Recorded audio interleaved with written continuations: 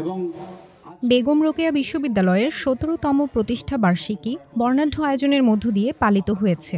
১২ October রোববার সকালে বিশ্ববিদ্যালয়ের মূল ফটকের সামনে জাতীয় সংগীত পরিবেশনার পর জাতীয় পতাকা ও বিশ্ববিদ্যালয়ের পতাকা উত্তোলন শেষে বেলুন উড়িয়ে দিবসের উদ্বোধন করা হয়। এরপর শুরু হয় বর্ণাঢ্য শোভাযাত্রা।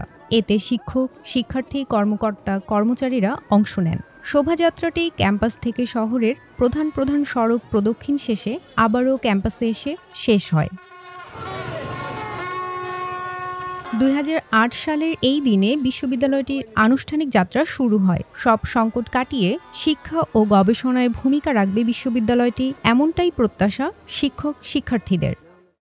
বিগত সময়গুলোতে বেগম রোকেয়া বিশ্ববিদ্যালয়ের প্রশাসনিক অস্থবিরতা এবং সে সময়ে প্রশাসনিক নানান দুর্নীতিগ্রস্ততার কারণে আমাদেরকে পিছিয়ে যেতে হয়েছে বারবার। এত সীমিত সুযোগ সুবিধা, সীমিত পরিকাঠামো এবং নানা চ্যালেঞ্জ থাকা সত্ত্বেও আমার বিশ্ববিদ্যালয়ের শিক্ষার্থীগণ জাতীয় লেভেলে মেধার স্বাক্ষর রেখে গেছেন।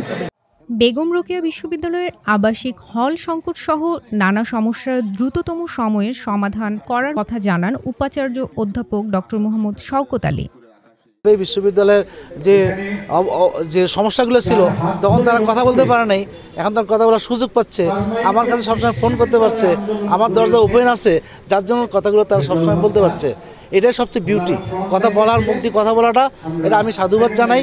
এবং আমি সেই অনুযায়ী কাজ করছি কিনা তার ফলটাই প্রমাণ করে দেবে যে আমরা সে কাজগুলো করতে পারছি কিনা। প্রতিষ্ঠাবার্ষিকীর অনুষ্ঠানে যোগ দিয়েছেন তত্ত্বাবধায়ক সরকারের সাবেক উপদেষ্টা ও অর্থনীতিবিদ ডক্টর হোসেন জিল্লুর রহমান। তিনি বলেন, রংপুরের মানুষের প্রত্যাশিত এই বিশ্ববিদ্যালয়টি অনন্য মানের শিক্ষা প্রতিষ্ঠান হিসেবে রূপান্তরিত করতে হবে।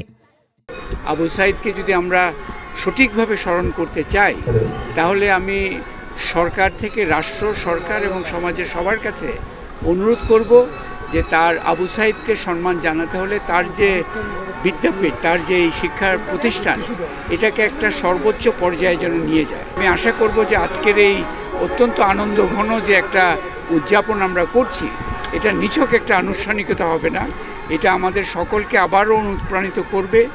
বেগম রোকেয়া বিশ্ববিদ্যালয়ের প্রতিষ্ঠাকালীন উপাচার্য ডক্টর এম লুৎফর রহমান সহ বিশ্ববিদ্যালয়ের শিক্ষক, শিক্ষার্থী ও কর্মকর্তারা উপস্থিত ছিলেন প্রতিষ্ঠাবার্ষিকীর এই আয়োজনে।